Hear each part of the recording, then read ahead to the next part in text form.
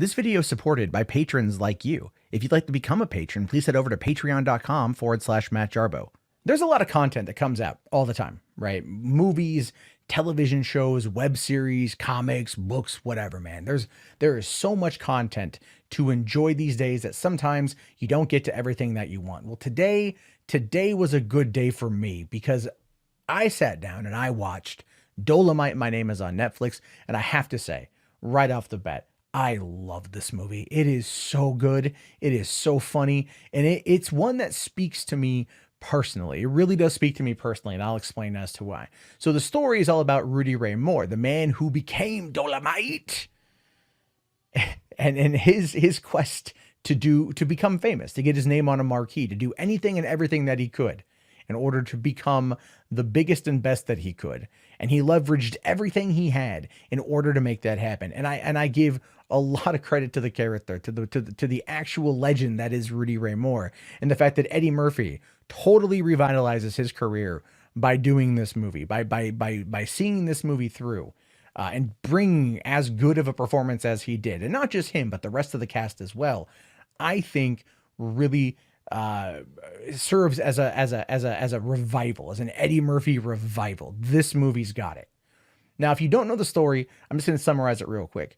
In the late 70s, Rudy Ray Moore was a guy, he kind of like this unsuccessful comedian, unsuccessful musician, down on his luck, willing to do anything and everything, meets a homeless dude, ends up just kind of stealing his identity, stealing his bit. The homeless guy was drunk and didn't know what he was saying half the time anyway. But he ends up basically taking this guy's bit and then just reworking it into his own. Now, I will admit I wasn't too happy with that, just as a person who's had ideas like stolen and reworked in the other things. I'm not a big fan of that because I kind of feel like it's romanticizing I like intellectual property theft. But at the same time, he put such a unique spin on it. Can it really be argued as intellectual property theft?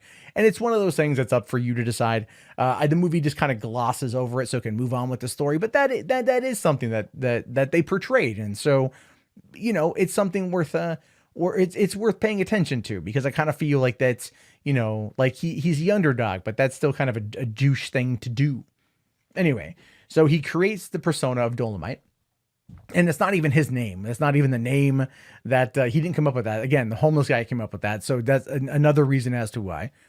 But he goes and he self-finances his own comedy record, and he ends up doing this bootleg sales ticket where he's selling it, out of his store, out of the trunk of his car, and he's making it appear to be like forbidden fruit, so more people are interested in it, which is a great marketing tactic, which allows him to get signed by a record company. He produces even more albums. And then he goes on tour and he goes out there and people love him. People clearly love this guy and he's loving it, but it's not enough. And that is always a sign of a true creative. It's never enough. And it's not greed or anything else. It's a lot of it's ego, maybe a bit narcissism, but it's never enough because you always want to go to that next step. He felt that he maybe plateaued in regards to doing comedy, but what he wants is to see his name on the big screen. He wants his name on the marquee. He wants to be where the spotlight is, and he wants to always make sure that it's on him. So what he does is something that I didn't know about, which is amazing. He leverages everything he has to make a Dolemite movie, right? He leverages everything he's got, $70,000 budget. They get this bunk ass hotel that they rework. He brings in a local screenwriter or playwright by the name Keegan-Michael plays, who does a great job in the role. Gets all of his buddies to do different elements of it. Like he's got a musician friend who does the theme song. He's got a costume friend who does all the props and everything else and the costumes.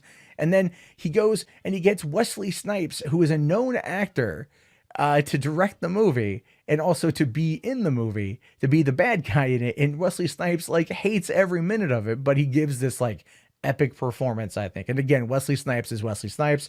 They play really well together. And I really, really, really enjoy the time that they share. And I enjoyed Wesley Snipes' performance. And of course, they bring in UCLA film students to be the camera crew. And I just love that because when I was in film school, we would, I'd always be off shooting something for somebody somewhere, doing something, good, bad, or otherwise. And so I really just kind of resonated with that. But I also love the fact that he took the chance and he leveraged everything he got. And at the end of the day, he ends up four-walling the movie himself, which means he rented out a theater and he promoted it and he got people in there and it sold out. And then he ended up getting the attention of Dimension Films, and Dimension Films comes in and buys the rights, and they put the movie out in theaters, and it does great. It does epic. It makes $10 million, breaks box office records, and then makes 7 more movies with their friends, and he hustles until the day that he dies. And that is a life worth living. That is a story worth telling. That is a biopic worth watching. Masterfully performed by Eddie Murphy. I thought it was wonderful. I was laughing all the way through just at because I've done the film stuff. So for me, it was like watching a lot of that, like watching The Disaster Artist. I was laughing at like the making of stuff because like I know exactly what's going on. And maybe it just impacted me differently than it would impact you, but man, I just really, really, really liked it. And let me tell you guys, let me give you a quick anecdote as to why. I moved to LA in February of 2010. And I left San Diego. I wanted to go to LA to be a writer. Kind of like how Dolemite left Arkansas to go to LA to be a comedian or to be anything he could be. And LA is a very hard and vicious place. And I got effed over quite a bit by some people that I thought I could trust. But I still went out and I still made 2 feature films. One of them is done. The other one will probably never be done. But I worked my ass off on a multitude of different jobs, trying to make as many contacts as I could. And at the end of the day, I actually found YouTube. I started making YouTube content back in February of 2012, 2 years later. And I've been doing it every day since. I'm almost at 8 years of doing YouTube content nearly every single day. And I love it. So I understand the idea of leveraging what you have and trying to make it work. I became a full-time YouTuber 4 years ago. It's had its ups, it's had its downs, but I'm still here because of the love of what I do and because of people like you who are watching. That's one of the reasons why Dolemite, my name is a movie that I ultimately respect, and I can cherish it, and I can love it, and I can adore it, and I can recommend it because it's great. And it also feels kind of like a spiritual successor or like in the same universe as Eddie Murphy's Bowfinger from 1999. The Frank Oz, the voice of Yoda and Miss Piggy, directed, Steve Martin led comedy about a filmmaker trying to shoot a movie on no budget and make it the best way that he could. And it's always something that I've always resonated. It's always resonated with me. And this feels very similar to that. Either way, it's good to see Eddie Murphy back because Eddie Murphy is back. More projects like this will re-cement him as one of the top, one of the greats. He's had about 15 to 20 years of bad movies or not as good movies. And he's aware of that. He's aware of that. But he's back now. And I couldn't be happier. So if you haven't seen it yet, go check it out. You should definitely go check it out. And I want to hear your thoughts, your opinions. Let me know down in the comments below. I will talk to you guys later. Thank you again for watching. Have yourself a great day and peace out.